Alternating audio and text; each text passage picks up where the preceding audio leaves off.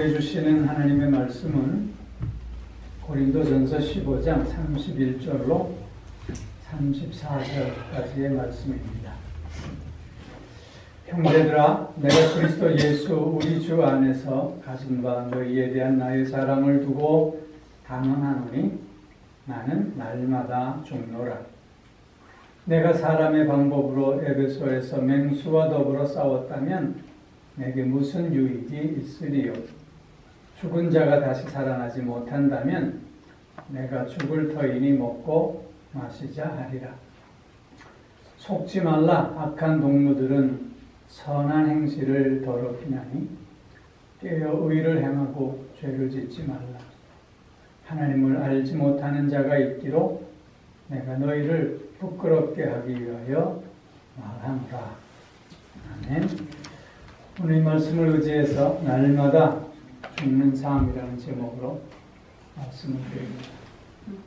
내일 또 죽어? 다윗은 나와 죽음 사이는 한 걸음뿐이다. 그렇게 고백했습니다. 다윗이 사울 왕에게 쫓겨서 늘 죽음의 위기 가운데 있을 때 내뱉은 말입니다. 여러분들은 나와 죽음 사이가 몇 걸음쯤 된다고 생각하시는지.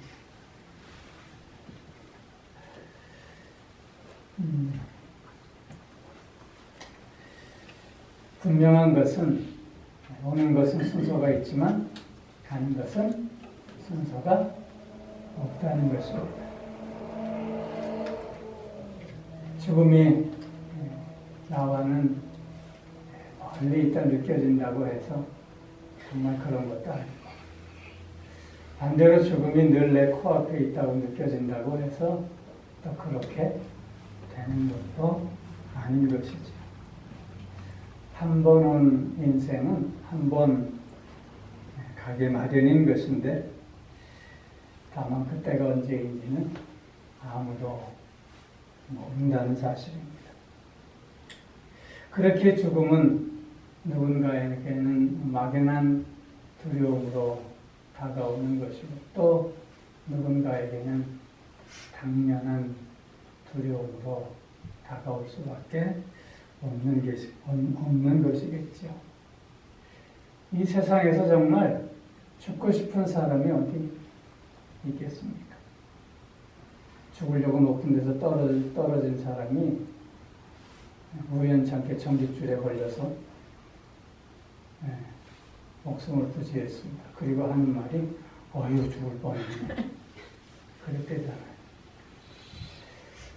자살하는 사람들이 점점 늘어나고 있는 요즘입니다. 그것은 죽고 싶다는 이야기라기보다는 오히려 더 처절하게 살고 싶다는 몸부림의 한 다른 모습이지 않을까 하는 생각을 해봅니다. 누구나 다 죽음에 대한 두려움, 누구나 다 죽고 싶지 않은 마음이 있습니다. 그런데 오늘 본문에서 사도 바울은 나는 날마다 죽노라, 그렇게 고백하고 있습니다. 나는 날마다 죽는다고 하는 사도 바울의 고백 속에서는 죽음에 대한 두려움을 느낄 수 없습니다. 오히려 죽음을 극복한, 죽음 너머에 그 무엇이 있는 것 같은 느낌도 받게 됩니다. 나는 날마다 죽노라, 이렇게 외칠 수 있었던 그 죽음을 극복한 바울의 힘은 무엇이었을까요? 그것은 다름 아닌 부활의 신앙이었습니다.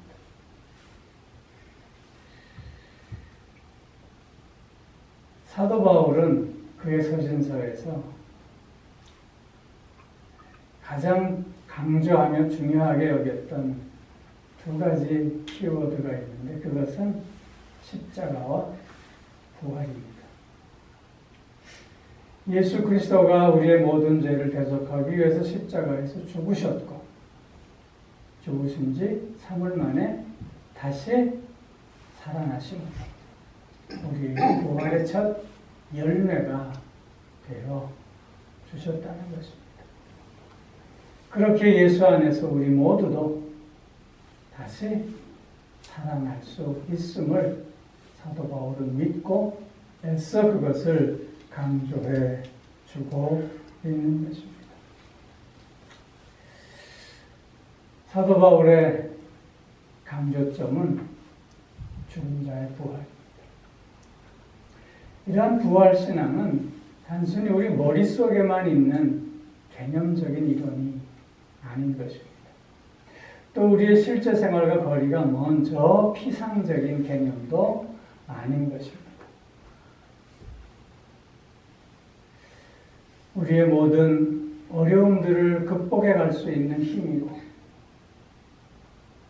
또한 이 세상을 가장 능동적이고 적극적으로 살아가면서 승리하는 삶을 살 수 있는 원동력이기도 한 것입니다. 사도 바울은 이런 부활의 신앙 속에서 오늘 나는 날마다 죽는다. 그렇게 담대하게 고백하고 있는 것이지요. 특별히 오늘 31절에 주 안에서 가진 바 너에 대한 나의 자랑을 두고 단언한다 그랬습니다. 이 말씀은 뭐냐면 사도 바울의 자랑은 그가 늘 세운 교회와 그 성도들이었습니다.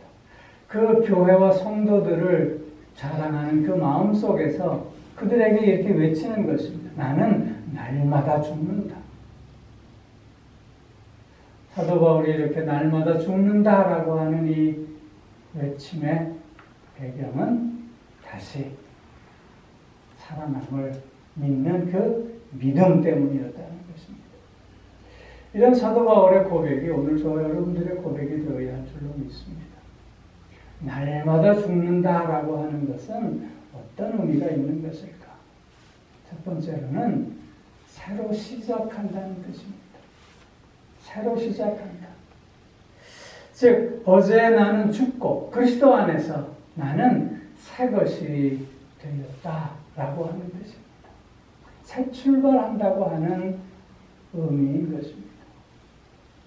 어제의 상한 감정이 오늘까지 이어진다면 그것은 죽지 않았다는 뜻입니다. 우리는 누구나 예외 없이 나의 감정을 절대화하곤 합니다. 내가 느끼는 그 느낌이 전부라고 여깁니다.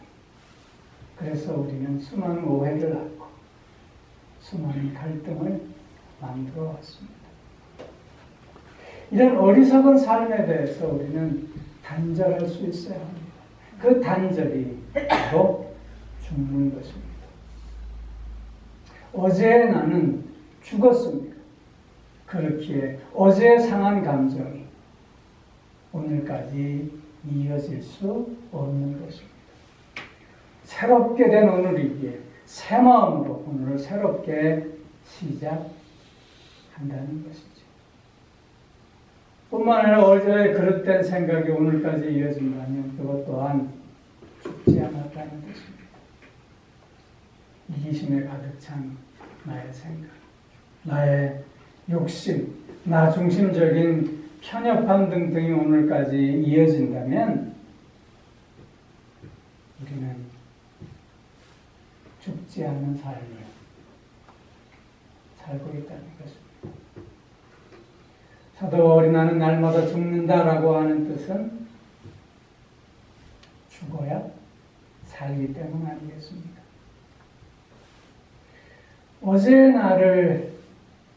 어제 내가 죽었을 때만이 오늘 나는 그 헛됨에서 떠나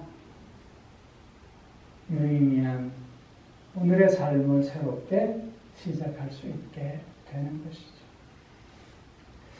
또한 어제 그릇된 행동이 오늘까지 이어진다면 그것 또한 우리가 죽지 않은 모습 아니겠습니까?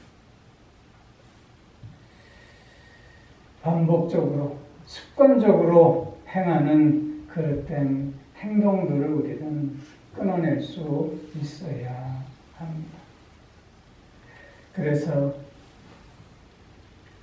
다시 한번 깨끗함을 통해서, 새로워짐을 통해서 그리스도를 향한 발걸음들을 옮겨가는 우리가 되어줄 수 있어야 하는 것입니다. 리셋이라는 말 여러분 아시죠? 새롭게 시작하는 것입니다. 오늘 하루를 새롭게 시작해야 됩니다.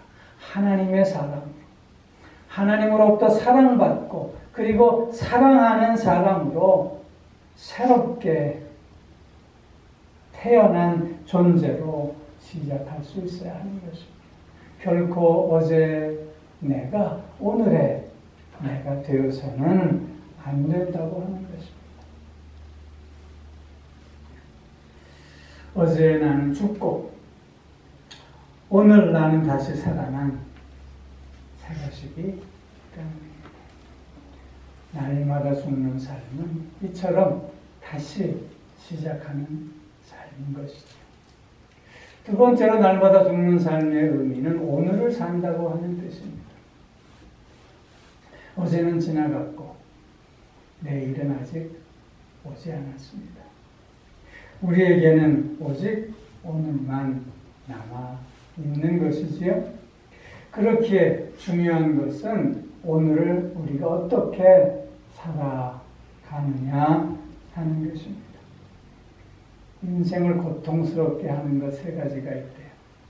첫째는 과거를 후회하는 것. 둘째는 미래를 걱정하는 것. 셋째는 현재를 비교하는 것이래요. 우리가 고통 가운데 사는 것은 후회와 걱정과 그리고 비교 속에서의 불만과 불평 가운데 살기 때문이라고 우리에게 교훈해 주고 있는 것입니다. 우리에게 주어지는 하루하루는 마치 열지 않는 선물과 같다라고 했습니다. 그 안에 무엇이 담겨져 있는지 아무도 모릅니다. 그러나 우리가 기쁜 마음으로, 즐거운 마음으로 내 눈과 귀와 내 손끝과 내 발끝이 좋아함으로 그 상자를 연다면 그 선물은 기쁨의 선물이 될 것입니다. 사랑으로 느끼면 사랑의 선물이 될 것이고 반대로 불평과 불만의 마음으로 열면 불평과 불만의 하루가 되고 말 것입니다. 걱정과 후회의 마음으로 열면 고통스러운 하루가 될 수밖에 없는 것이죠. 아브라함 링컨은 미래가 좋은 것은 그것이 우리에게 하루씩 다가오기 때문이다. 그렇게 얘기했다고요. 하루씩. 어느 누구도 이틀, 3일씩 한꺼번에 살 수 없습니다. 오직 우리는 오늘 하루를 살아갈 수밖에 없는 것이지. 세상은 그대가 보는 대로, 느끼는 대로라고 하는 글이 있어 잠깐 소개합니다. 어린아이의 미소가 아름다운 건 그대 마음에 동심이 있기 때문입니다. 해맑은 아침 햇살이 반가운 건 그대 마음에 평화가 있기 때문입니다. 빗방울이 떨어지는 소리가 듣기 좋은 건 그대 마음에 여유가 있기 때문입니다. 하루하루가 감사한 건 그대 마음에 겸손이 있기 때문입니다. 세상은 이렇게 우리가 보는 대로, 느끼는 대로 변하는데 누구를 탓하겠으며 누구에게 의지할 수 있겠습니까? 오늘 우리가 만난 모든 사람이 소중하다면 그것은 그대 마음에 존경이 있기 때문입니다. 그대의 삶이 오늘도 향기가 나는 그대의 마음에 희망이 있기 때문입니다. 우리의 마음 속에 무엇이 담겨져 있는가에 따라 우리는 오늘을 어떻게 살아가느냐가 결정되어지는 것입니다. 예전에는 아침에 일어나면 오늘도 최고의 하루가 되게 해주세요. 그렇게 기도했어요. 근데 요새는 아침에 일어나 침대에 걸터 앉아서 하나님 오늘도 최고의 하루가 되겠습니다. 그렇게 기도합니다. 최고의 하루가 되기 위해서는 내 마음에 친절이 있어야 되겠고 사랑이 있어야 되겠죠. 그래서 방에서 나와 아침에 처음 만나는 식구를 향해서 굿모닝 인사합니다. 그렇게 최고의 하루를 시작하고 있습니다. 여러분의 하루는 어떤 하루입니까? 하나님께서 내게 주신 선물과 같은 하루. 그 하루가 최고의 하루가 되어줄 수 있기를 기원합니다. 매일매일 오늘 최고의 하루로 살겠습니다.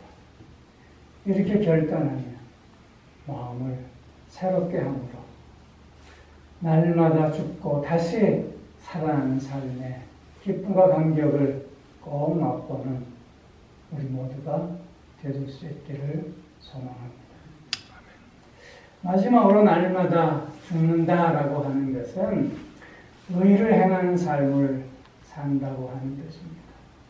오늘 특별히 본문에서 사도 바울이 나는 날마다 죽는다라고 했을 때 그것은 하나님 앞에 나의 전 인격을 다 내려놓고 나의 어제를 십자가에 못 박고 하나님 앞에 다시 새날을 살겠습니다 라고 하는 고백이기도 하지만 특별히 본문에서 나타난 사도 바울의 마음은 하나님의 복음을 증거하는 데 있어서 즉 하나님의 나라와 의를 행하는 데 있어서 그 어떤 것과도 타협하지 않고 어떤 핍박과 방해와 고난이 있다 할지라도 내 생명을 아끼지 않고 죽으면 죽으리라 라고 하는 심정으로 그 삶을 살아가겠다고 하는 결단이 담겨져 있는 고백입니다. 특별히 내가 사람의 방법으로 에베소에서 맹수와 더불어 싸웠다면 내게 무슨 이익이 있으리요? 즉 일반 사람들처럼 나를 향해 달려드는 이 맹수와 같은 이 세상에 대해 적당히 타협하며 살지 않고 내 목숨이 끊어지는 한 내가 감당해야 할 그 몫을 감당하겠다고 그렇게 살아갔는데 부활이 없다면 그게 내게 무슨 유익이 있겠느냐 그런 고백입니다. 그러면서 34절에 깨어 의를 행하고 죄를 짓지 말아야 한다 이렇게 강조해 주고 있는 것입니다. 사도행전 20장 24절에서 보면 사도 바울이 이렇게 고백하고 있습니다. 나의 달려갈 길도 또한 주 예수께서 나의 맡기신 자녀 곧 하나님의 은혜의 복음을 증거함을 마치기까지는 내 생명을 조금도 귀한 것으로 여기지 아니합니다. 사도 바울은 하나님의 뜻 앞에 순종하며 그 하나님의 나라와 그 의를 이루어가는 데에 있어 매일매일 최선을 다하며 죽기까지 순종했음을 고백해 주고 있는 것입니다. 우리에게는 오늘을 사는 이 하루밖에 없는데 이 하루를 우리가 무엇을 위해서 무엇을 향하여 살아가야 하겠느냐 하는 것입니다. 하나님께서 나를 창조하신 그 창조의 목적에 맞게 하나님께서 나를 불러주신 그 부르심의 의미와 또한 가치를 향해서 우리가 오늘을 살아가는 것이 가장 값지고 복된 삶이 되지 않겠는지.